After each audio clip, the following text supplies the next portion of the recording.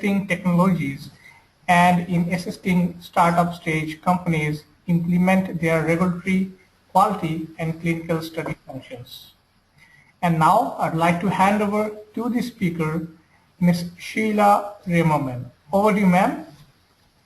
Thank you very much, moderator, and thank you folks for attending this overview of the unique device identifier requirements. And we'll get right to it because there's lots of information here and I think folks are very interested in it. There we go. So the topics today are going to be some background information defining what is a unique device identifier, what's the standardized date format, because the two requirements travel together as it were. A few words about how UDI is different from traceability and tracking, just because some folks think that their device is required to have tracking, they're exempt from UDI. Then we'll get into the requirements, who must comply with it, what's required and when, both for UDIs and the standardized date format. A little bit of information on the Global Unique Device Identifier Database, or GUID ID. Accrediting agencies for UDI, which are the folks that you will work with to implement UDIs on your labels, and then some information that FDA has published on the benefits of UDI.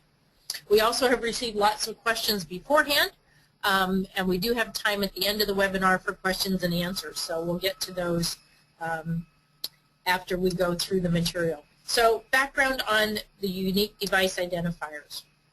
They're defined at 21 CFR 801.3, which are the general medical device labeling regulations. The requirements are found at 21 CFR 830.20, and in short, those regulations and requirements require that most medical devices bear the UDI on their label. Okay, that's great. What exactly does that mean?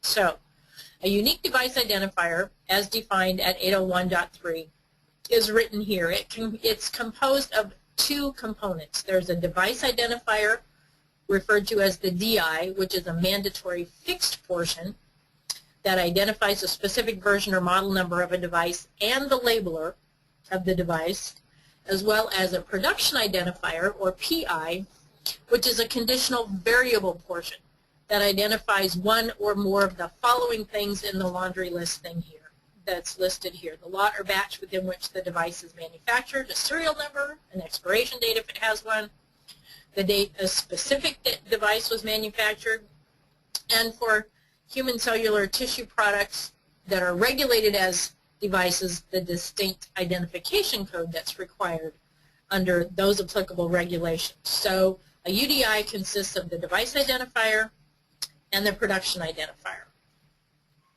What's this thing called a standardized date format? Sometimes this gets lost in all the commotion around the UDI requirements, but it was put into place at the same time as the UDI regulations were. Standardized date format is required for all medical device labels and labeling, whether a UDI is required or not. And I've put the CFR citation there, 801.18, that talks about standardized date formats. What this means is every medical device labeling has to use the required format that's shown there, the 4-digit year, with a dash, 2-digit for the month, a dash, and 2 digits for the day. So, for example, September 24th, 2013, in the standardized date format is 2013-09-24. If your device is required to have a unique device identifier, then your label must conform to the standardized date format at the same time that your UDI requirement kicks in. If you're not required to have a UDI on your label must conform to the standardized date format by December 23rd, 2018, which is the final implementation date for all medical devices. And we'll get into how those implementation dates are staggered in just a little bit. There is one exception or exemption. As with everything, there are always exceptions.